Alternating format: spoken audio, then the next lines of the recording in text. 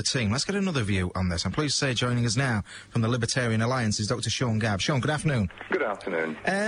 Let's go back to the simple equation. The more people who have guns, the more dangerous people have guns, the more dangerous society is, isn't it?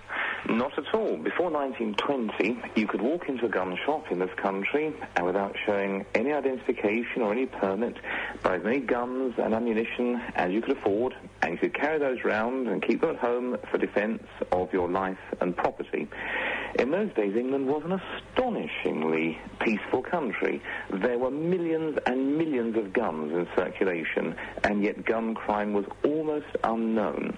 Now, there is no straight equation between the number of guns legally available and the amount of crime. Do you think this is a choice, then? You're from the Libertarian Alliance. Do you think this is a choice of personal freedom here, personal choice? I think it's a question of personal freedom. You have the right to protect yourself and your family in the best way available. Does that mean if you have a gun to shoot an intruder, though? Yes, it does. If anyone breaks into your house, he takes his life into his own hands, and if you do not kill him, you are acting mercifully. No, this is a question about you, about the listeners. Do you want to be able to feel secure in your home? Do you want to be able to protect yourself and your family?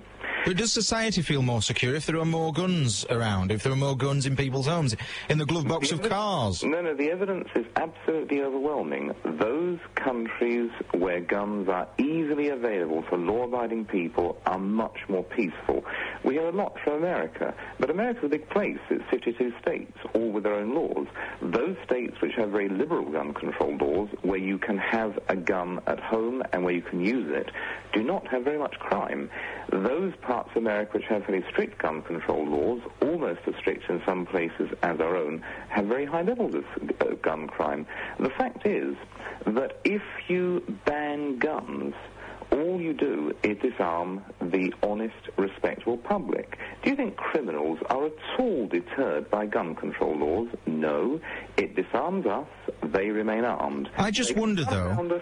They can run through us like a fox through chicken. It is the old scenario, isn't it, of why did you answer the door with a gun in your hand, sir? I mean, having guns in the home is open to a fit of pique, isn't it? It's open to people's temper. If you believe that people are not fit to keep arms for their own defence, it's a bit odd that you believe that people should have the right to vote in a government that rules all our lives.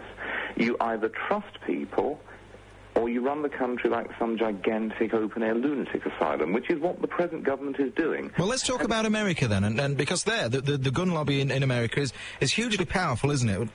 Mention Charlton Heston and his colleagues and so on, who are the really powerful lobbying voice there. Do you think in this country, if you own a gun for sport, not necessarily for protecting you and yours, that you are seen as somehow odd, that you are seen as a pariah of society? Somehow odd, but I must say I'm not interested in owning guns for sport. The only use, as far as I'm concerned, the only place for guns in sport is to get people practiced so they can use guns for self-defence.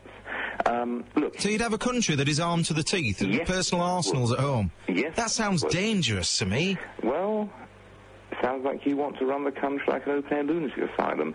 Now, let me give you a little statistic. In this country, 53% of burglaries take place in homes which are occupied.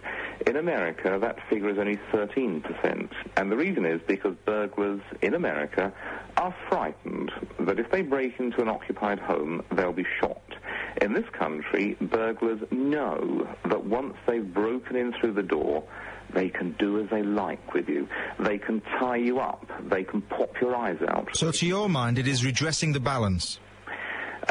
I'm not talking about redressing the balance. I'm talking about giving people like you and me and the listeners the most effective way to protect ourselves and our loved ones from the predations of the various armed street trash who are running uncontrolled on the streets of our country. OK, Sean, we'll leave it there. Thank you very much for your time today.